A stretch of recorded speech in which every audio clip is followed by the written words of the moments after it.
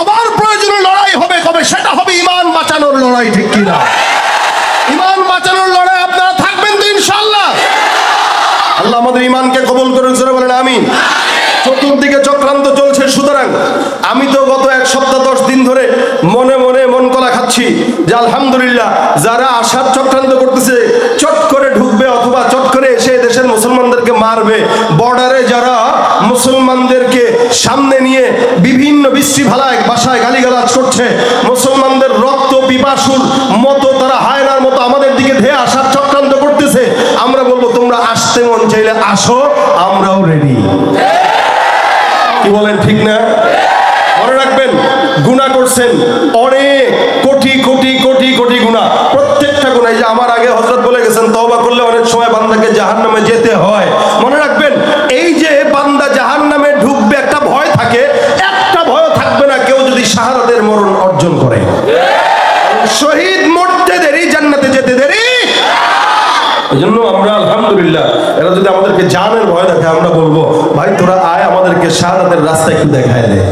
আমাদের ঈমানের ধার কমে গেছে, তোমরা আসলে ঈমানের ধারটা অন্তত বাড়বে। কি বলেন, ঠিক না? এখানে অনেক যুবকরা আছে যাদের চুল ঠিক নাই, দাড়িও নাই, নামাজও পড়ে না, কিন্তু আপনি বলেন তো, আমার তো দিল বলে তার সামনে কেউ যদি আমার আল্লাহ রাসূল ইসলামের বিরুদ্ধে এক বিন্দু কথা বলে ওর জিহ্বা ভিতরে রাখতে দিবে না। কি বলেন? নামাজে দুর্বল হতে পারি, আমলে দুর্বল হতে পারি, ইবাদতে দুর্বল হতে পারি, কিন্তু ইসলাম নিয়ে কটূক্তি করবো আমার সামনে দুর্বল মনে করো না। প্রয়োজনে জান দিব 1 কোটি বার, ইসলাম নিয়ে কোনো তামাশা সহ্য করা হবে না।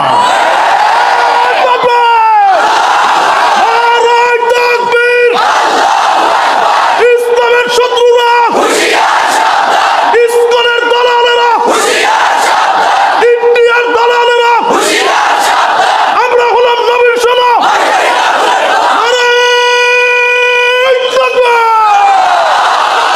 আল্লাহ পাক এই আওয়াজগুলো কবুল করুক, বলেন আমিন। আমাদের কাছে এগুলোই আছে, এটাই আমাদের পুঁজি। কি বলেন? অস্ত্রও নাই, ক্ষমতাও নাই, তবে পুঁজি আছে, সেটা ঈমানের পুঁজি। এই ঈমানের পুঁজি যাদের থাকবে বিজয় তাদেরই হবে, ঠিক কিনা? সুতরাং দুনিয়ার কোনো মানুষের পিছনে আর দৌড়ানোর দরকার নাই। অনেক দেখেছি, 16 বছর দেখেছি, হয়তো আবার সামনে কেউ আসলে তাদেরকেও দেখবেন, শান্তি কোনো জায়গায় পাবেন না। কারণ যারা আসবে, যারা যাবে, সবাই একই। আল্লাহর ইসলাম ছাড়া, নবীর সুন্নাহ ছাড়া, শরীয়ত ছাড়া, খেলাফত ছাড়া শান্তি এদেশে আশা করা সম্ভব নয়, সম্ভব নয়। যাদের হাতে যায় ক্ষমতা, দেশ যেন বাপের ভিটা, রাখতে চেয়ার শুরু করে বিদেশিদের পাচাটা। বিদেশিদের কথা মতো চালায় ওরা নিজের দেশ, দেখতে দেখতে গোল্লায় গেল আমার সোনার বাংলাদেশ। দেখতে দেখতে গোল্লায় গেল, দেখতে দেখতে গোল্লায় গেল, একে একে শেষ করেছি, সবার দেখা হইল শেষ, দেখতে দেখতে গোল্লায় গেল আমার। কেউ দিল না, সবাই নিল, আমরা যে কলুর বলদ, সারা বছর নেয় না খবর, নির্বাচনে খুব দরদ। কেউ দিল না, সবাই নিল, আমরা যে কলুর বলদ, সারা বছর নেয় না খবর, নির্বাচনে খুব দরদ। নির্বাচনের আগে নেতাই ধরে কত রকম বেশ, নির্বাচনের আগে নেতাই ধরে কত রকম বেশ, দেখতে দেখতে গোল্লায় গেল, দেখতে দেখতে গোল্লায় গেল, একে একে শেষ করেছি, সবার দেখা হইল শেষ, দেখতে দেখতে গোল্লায় গেল আমার সোনার বাংলাদেশ, দেখতে দেখতে গোল্লায় গেল। দেখার দরকার অনেক দেখছি, স্বাধীনতার পর থেকে 50 বছরের উপরে আমরা দেখছি। এবার একটাবার আপনারা একটু দেখেন, কথা কয় না, আমরা তো অনেক দেখলাম, এবার আপনাদের দেখা উচিত। কি বলেন, ঠিক না? ওলামা একরামদের কাছে দেশ দিয়ে একটু দেখেন যে পারে কিনা। টুপিওয়ালা, দাড়িওয়ালা, আল্লাহওয়ালা ইমানদারদের কাছে দেশ দিয়ে দেখেন একটু পারে কিনা। ইনশাআল্লাহ এদেশে যদি ইসলামী আইন আসতো, যারা ওপারে চলে গিয়েছে একজনও হাত পা নিয়ে যেতে পারতো না, এবং যারা আসবে এরাও কখনো ভয় করতো না যে সরকার 5 কোটি দিলে 3 কোটি মারা লাগবে, এই আশা করতে পারতো না। কেন? ইসলামের আইন হলো কেউ যদি চুরি করে হাত সুতরাং শান্তি পেতে গেলে ইসলাম ছাড়া কোনো গতি। আল্লাহ ইসলামের দেশ দান করুন। ভাইরা আমার, আমি যেটা বলছিলাম, এই দুনিয়াতে মানুষ তার নেতাকে যতটুকু ফলো করে, পীরকে যতটুকু ফলো করে, মা বাবাকে যতটুকু মানে, এতটুকুনের অর্ধেক যদি আমার আল্লাহকে মানতো, মানুষ জান্নাতি হয়ে যেত। মানে তো নাই, বরং সে কথা বলে যে আমার গুনাহ নাই।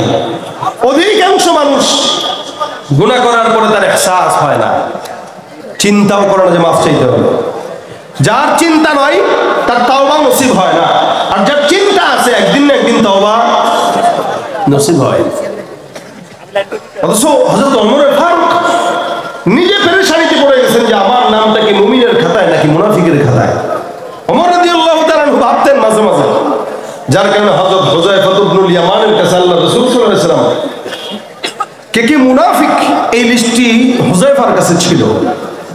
সমস্ত মুনাফিকের লিস্টটি ছিল হুযায়ফার কাছে। তো হযরত আমিরুল মুমিনিন একদিন হুযায়ফা ইবনুল ইয়ামানের কাছে জিজ্ঞাসা করলেন, হে হুযায়ফা, দেখো তো আমি ওমরের নামটাও তোমার লিস্টের খাতায় আছে কিনা। তোমার খাতায় যে লিস্টটি আছে এই জায়গায় আমি ওমরের নামটা আছে কিনা দেখো। ইসলামের দ্বিতীয় খলিফা, যার ব্যাপারে রাসূল সাল্লাল্লাহু আলাইহি ওয়াসাল্লাম বলেছেন আমার পরে যদি কোন নবী আসতো সে হয়তো কে, এই ওমর বলতেছেন, দেখো আমার নামটা ওখানে আছে কিনা। হুযায়ফা ডাক দিয়া বলেন, আমিরুল মুমিনিন, আল্লাহ রাসূল সাল্লাল্লাহু আলাইহি ওয়াসাল্লামের তরফ থেকে নিষেধ, কার নাম কোন জায়গায় বলা যাবে না। আমিরুল মুমিনিন কিচ্ছু বলেন না, সোজাসুজি বাসার মধ্যে চলে যায়। একদিন, 2 দিন, 3 দিন হয়ে গেল, চোখের মধ্যে ঘুম আসে না। আমিরুল মুমিনিন টেনশন করে আর বারবার চিন্তা করে, ওমরের নামটা যদি মুনাফিকের খাতায় থাকে জাহান্নাম ছাড়া কোনো উপায় নাই। গভীর রাতের মধ্যে হযরত আমিরুল মুমিনিন হুযায়ফার বাসার দরজায় যা ডাক দিয়া বলে, হুযায়ফা, আমি ওমর তোমার কাছে একটা প্রশ্নের জবাব জানার জন্য আসলাম, বলো দেখি প্রশ্নের জবাবটা আমার কাছে দিবা। আমিরুল মুমিনিনকে দেখে হুযায়ফা ডাক দিয়া বলেন, হ্যাঁ আমিরুল মুমিনিন, আপনার মতো একজন সাহাবী আমার দরজায় চলে আসলেন, দরকারও ছিল না। আপনি একবারের জন্য খবর যদি দিতেন আমি আপনার দরবারে চলে যেতাম, কিন্তু গভীর রাতে আসলেন। বলেন তো দেখি আপনার আমার কাছে কোন প্রশ্ন আছে, আমি আপনাকে জবাব দিব। আমিরুল মুমিনিন ডাক দিয়া বলে, হুযায়ফা বলো, আমি ওমর যদি জমিন থেকে বিদায় হই তুমি আমার লাশের জানাজার নামাজটা পড়বা কিনা। আমিরুল মুমিনিনের মতো একজন এত শানওয়ালা সাহাবী বলতেছেন, হুযায়ফা আমার ইন্তেকালের পরে আমার লাশের জানাজার নামাজটা তুমি পড়বা কিনা, কথা দাও। হুযায়ফা ডাক দিয়া বলতেছেন, কি বলতেছেন আপনি, যার ব্যাপারে আমার পয়গম্বর এত ফজিলত বর্ণনা করলেন, আপনার মতো একজন সাহাবীর লাশের জানাজা আমি হুযায়ফা পড়বো না, এটা হতে পারে না। হে আমিরুল মুমিনিন, আপনি মনে রাখবেন আপনার লাশের জানাজা আল্লাহ পাক যদি আমাকে হায়াতের মধ্যে বাঁচান, আমি অবশ্যই অবশ্যই অবশ্যই আল্লাহর কসম আপনার লাশের জানাজা পড়ে সৌভাগ্যবান হব। আমিরুল মুমিনিন এবার আল্লাহর কাছে ডাক দেয়া বলে, আল্লাহ আলহামদুলিল্লাহ, আপনার জন্য শুকরিয়া, কৃতজ্ঞতা আপনার প্রতি রব, আমার প্রশ্নের জবাব হয়ে গেছে।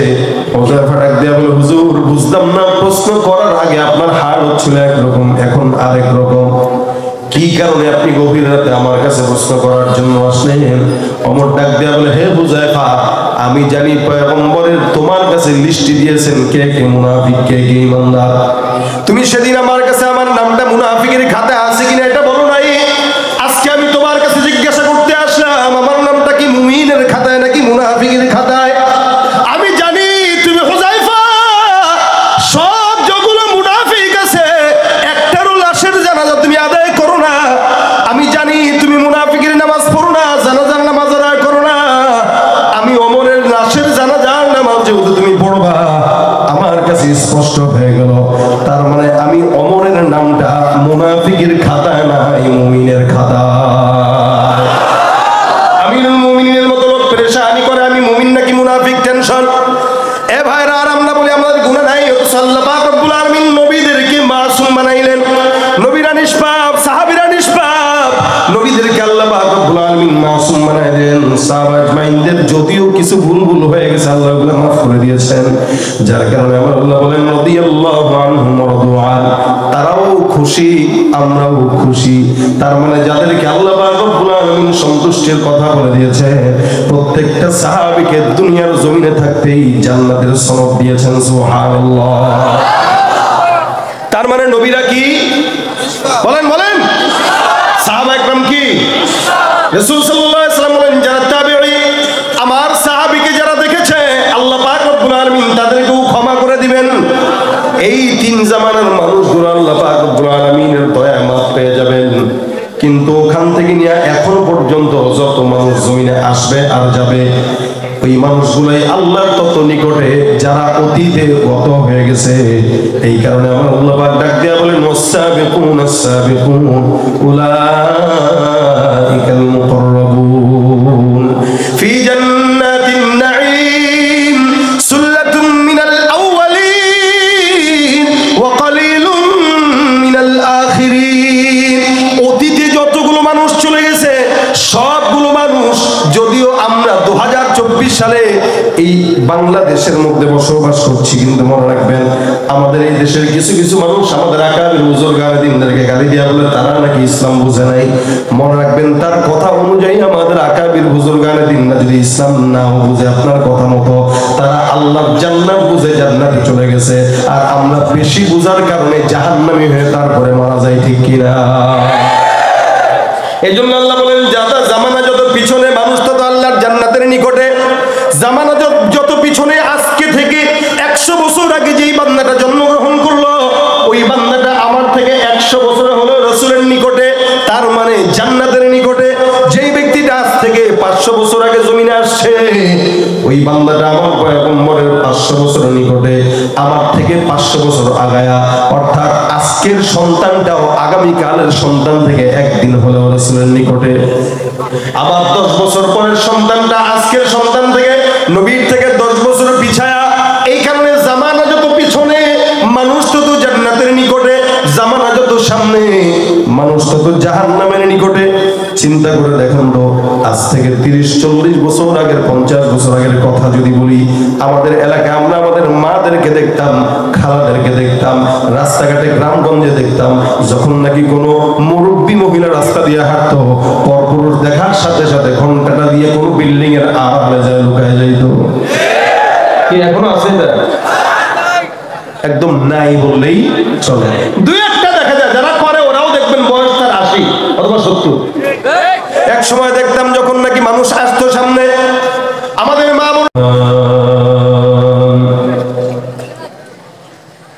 فخيم الاسم عزيز العلم وسيع الحلم كثير الغفران ونشهد أن لا إله إلا الله وحده لا شريك له ونشهد أن سيدنا وسندنا وحبيبنا وحبيب ربنا وطبيب قلوبنا ومولانا محمدا عبده ورسوله صلى الله عليه وعلى آله وأصحابه وبارك وسلم تسليما كثيرا كثيرا. الذي أرسله الله تعالى بالحق بشيرا ونذيرا وداعيا إلى الله بإذنه وسراجا منيرا. أما بعد فأعوذ بالله من الشيطان الرجيم. بسم الله الرحمن الرحيم.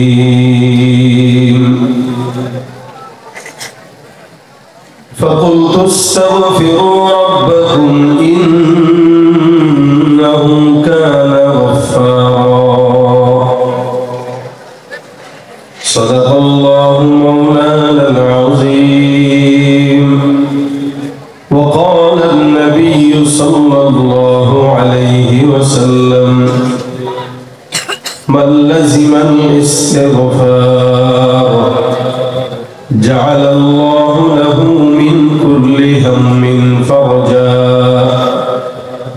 ومن كل ضيق مخرجا ورزقه من حيث لا يحتسب أو كما قال عليه الصلاة والسلام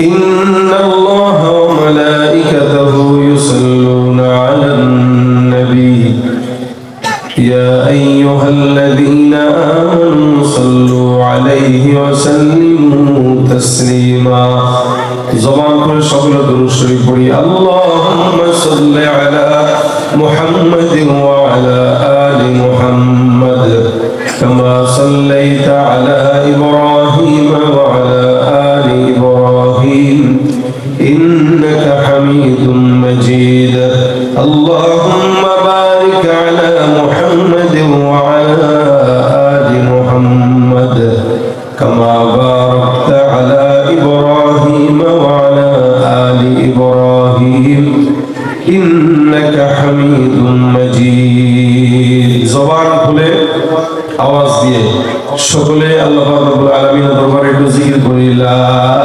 ইলাহা ইল্লাল্লাহ লা ইলাহা ইল্লাল্লাহ লা ইলাহা ইল্লাল্লাহ লা ইলাহা ইল্লাল্লাহ লা ইলাহা ইল্লাল্লাহ লা ইলাহা ইল্লাল্লাহ লা ইলাহা ইল্লাল্লাহ লা ইলাহা ইল্লাল্লাহ লা ইলাহা ইল্লাল্লাহ লা ইলাহা ইল্লাল্লাহ লা ইলাহা ইল্লাল্লাহ লা ইলাহা ইল্লাল্লাহ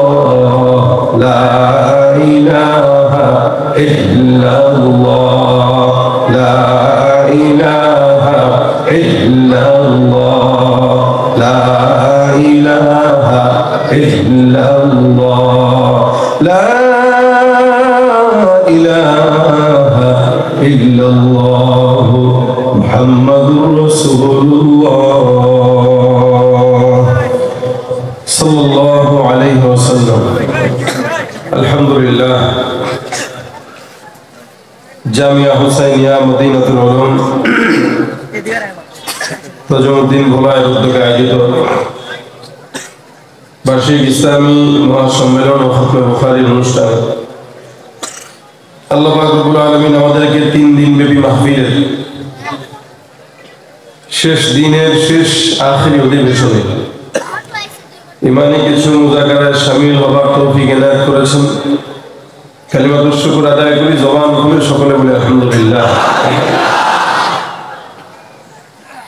আপনারা যারা এতক্ষণ ধরে বসে বসে আলোচনা শুনছিলেন বিভিন্ন ওলামা ইকরামের জবান থেকে শুনতে শুনতে প্রায় ক্লান্ত শ্রান্ত হয়ে গেছেন। হ্যাঁ, যতগুলো মানুষ এখানে আছেন আমার ডানে বামে সামনে পিছনে স্টেজে, আওয়াজ যদি সবাই স্বতঃস্ফূর্ত দিতেন এর চাইতেও 10 গুণ আওয়াজ বেশি হইত। ঠিক বলছেন, দুইজন বাকিগুলা কথা বলতে জানে না। আলহামদুলিল্লাহ, আরো একবার জোরে বলেন আলহামদুলিল্লাহ। এখন হয়েছে আওয়াজ, কি বলেন? আওয়াজ এমন ভাবে দিবেন দূর থেকে যেগুলা ঘুমানোর পায়তারা করতেছে লঙ্গি খুলে যেন দৌড় এখানে, ঠিক আছে? আওয়াজ হবে বিড়ালের মতো। পোলাপান বুঝছে না লোক করবে। আপনারা তো পুরাতন নাকি? মাহফিল 3 দিন ব্যাপী মাহফিল, তার মানে গতকাল তার আগের দিন পর্যন্ত আপনারা সবক ভালো পেয়ে গেছেন যে কিভাবে কথা শুনতে হয়, ঠিক না? গতকাল কে ছিলেন? রেজাল্ট কেমন আপনার সাহেব? মাশাআল্লাহ, আমার দোস্ত। তার মানে এই গতকাল এই জায়গাটা জিহাদের ময়দানই ছিল। তা আজকেও জায়গাটাকে জিহাদের ময়দান রাখবেন তো ইনশাআল্লাহ? কিভাবে? আস্তে না জোরে? ভয় পাবো কাকে? গোলামি করবো কার? আমি